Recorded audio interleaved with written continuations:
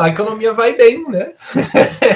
É isso que estava todo mundo achando que ia ser ruim e tal, mas a economia vai bem. Vai muito bem, obrigado. E a questão é sorte ou é competência do governo Lula? O que você acha, cara? O pessoal da Globo News falou que o Lula tem sorte. O pessoal da Globo falou assim: eles não podem negar que a economia está bombando.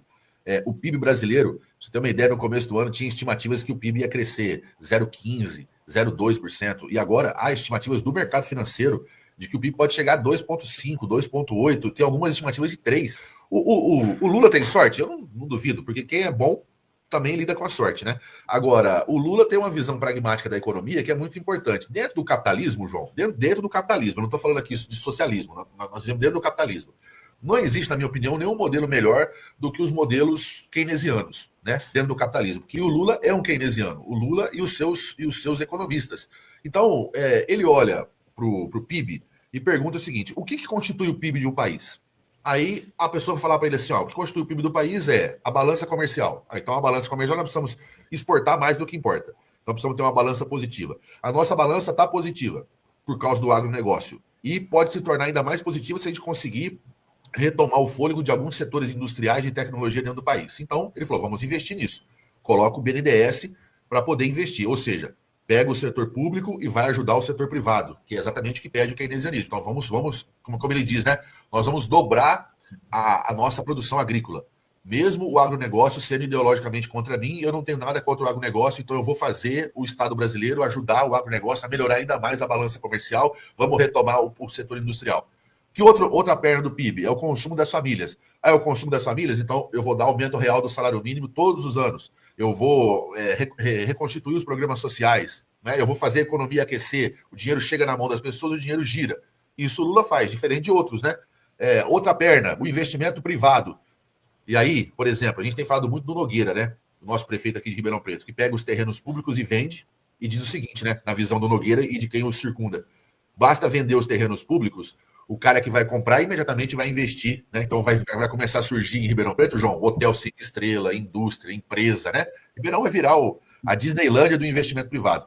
Você sabe que isso não é verdade, né? O investimento privado só vem se ele tiver segurança do setor público. Então o setor público vem primeiro. Muitas vezes o setor público investe no alto risco, porque o setor público pode tomar risco, como é o caso do saneamento, por exemplo, né? Só investimento privado não resolve o saneamento, precisa ter essa parceria entre o público e o privado. Então, entender isso é fundamental. O Lula entende isso. Então, coloca a Petrobras para fazer esse serviço, o BNDES e tudo mais. Ou seja, é uma conjuntura econômica que o Lula faz e que possibilita o país a crescer. Já deu certo no passado, está dando certo agora de novo, né? Pode ter algumas sortes. O mercado melhorou ou não? Sim. Mas no caso agora, por exemplo, estamos enfrentando uma guerra na Europa, que tem encarecido tudo. Mesmo assim, a economia brasileira vai crescer. E o Lula tem feito o quê? Tem feito esforços enormes para poder parar com aquela guerra, porque ele sabe que se parar a guerra, a coisa vai melhorar ainda mais, né? Porque vai cair preços importantes que vão melhorar ainda mais a condição brasileira. Ou seja, a Mônica Waldvogel, que a gente conhece muito bem, disse lá, né? O Lula é um grande sortudo. Eu não discordo dela, mas além de sortudo, ele é um cara que vê a economia diferente dos neoliberais que estavam governando o Brasil até outro dia, e diz o seguinte, né?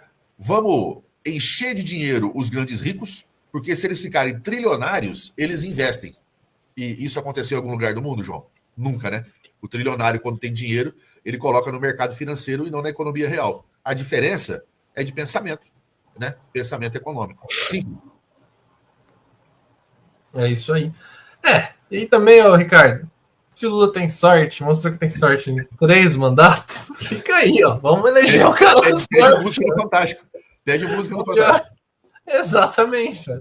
Só que tem um ponto que continua sendo a pedra da economia brasileira, né, que estamos nadando com aquela pedra presa no calcanhar. É isso que está acontecendo. A economia brasileira está nadando com a pedra presa no calcanhar. E antes estava se afogando, mas agora ele consegue nadar, mas a pedra continua lá, que é justamente o Banco Central. Como o Banco Central está lidando com a taxa de juros. Eu acho que as coisas vão melhorar, porque você falou aí sobre o presidente do Banco Central e também o presidente da Câmara dos Deputados. Daqui a 1 ano e meio, os dois personagens vão ser substituídos. Tanto o presidente do Banco Central quanto da Câmara. E acho que as perspectivas daqui a 1 ano e meio são de melhoras ainda maior. Pelo menos no Banco Central, certamente. Vai entrar alguém que tenha um alinhamento do governo Lula.